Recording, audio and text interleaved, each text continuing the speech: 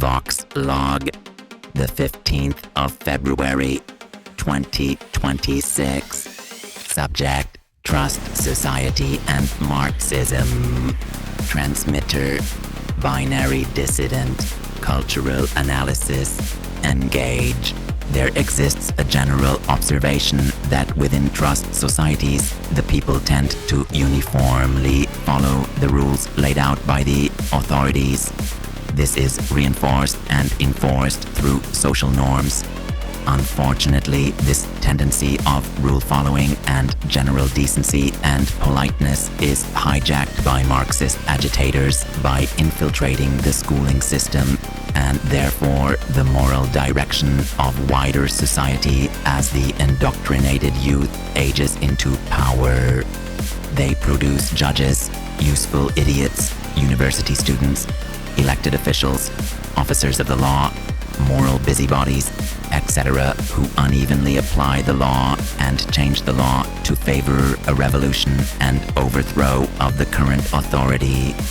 Marxists use moral causes, oppressed versus oppressor, and language to browbeat the general population into following their historical progression towards communism. Yet these moral causes are merely a veil for their resentful hearts who desire power, money, and property without laboring themselves to achieve it. They simply desire to take it by force through a revolution where they are conveniently on top of the tyrannical governmental system of centralized economic control. Marxists call it collectivization or nationalization, but in actuality it is the empowerment of a small elite vanguard of robbers. They are a party of looters and liars, hell-bent on dominating society through language manipulations and violent intimidation, all the while believing in their moral superiority, and thereby justifications for killing the inhuman opposition abound. Anyone who opposes their historical progression towards communism is inhuman and morally wrong to the nth degree. Which is why progression, because it is co-opted by a small group of power-hungry ideological psychopaths, inevitably leads to persecution and genocide of the religious and purging of opposing factions.